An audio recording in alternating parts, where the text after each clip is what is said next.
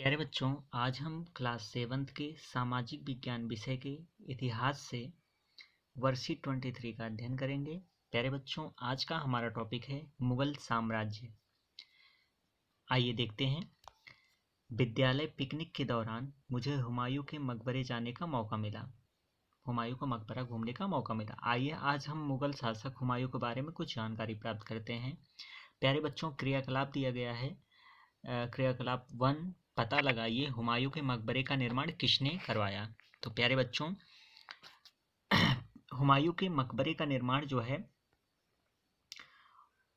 उनकी पत्नी हमीदा बानो बेगम ने अपने पति की मृत्यु के 8 वर्षों के बाद 1564 ईस्वी में आरंभ करवाया था। मकबरे का नक्काशी फारसी शिल्पकार मलिक मिर्जा ग्यास ने की थी। ठीक है, तो प्यारे बच्चों, पहला क्रियाकलाप हम ऐसे लिखेंगे। हुमायूं का मकबरा का निर्माण उनकी पत्नी हमीदा बानो बेगम ने अपने पति की मृत्यु के 8 वर्षों बाद 1564 ईस्वी में आरंभ करवाया था। मकबरे का नक्काशी फारसी शिल्पकार जो है मलिक मिर्जा ग्यास ने की थी। ठीक है, आइए आगे देखते हैं बच्चों। हुमायूं मुगल ज्येष्ठाधिकार के नियम में विश्वास नहीं करते थे, जिसमें ज्येष्ठ पुत्र अपने पिता के राज्य का उत्तराधिकारी होता था।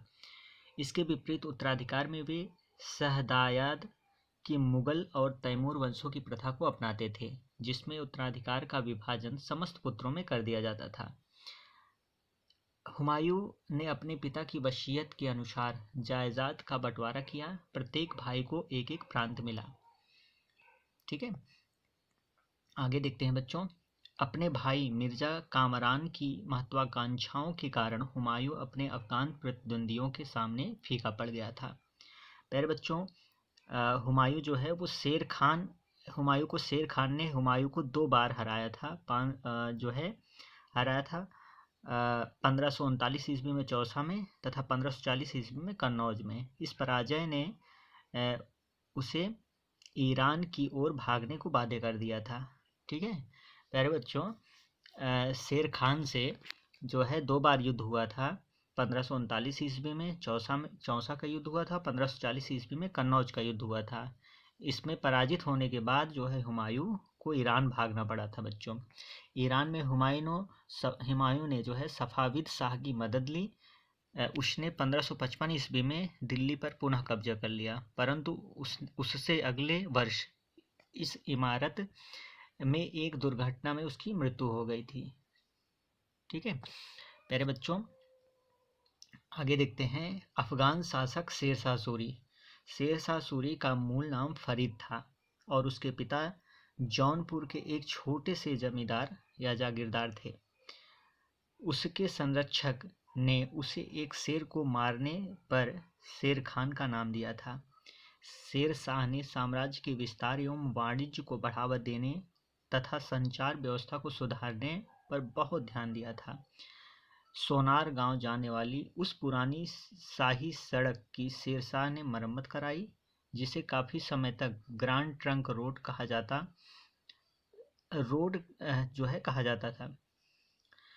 शेर शाह ने कुल 1700 सराय बनवाई थी। इन्होंने कुल 1700 सराय के निर्माण कराया था। 1545 ईस्वी में कलिंजर के किले की घेराबंदी के दौरान दुर्घटनावश एक तोप के फटने के कारण शेरशाह सूरी की जो है वो मृत्यु हो गई थी।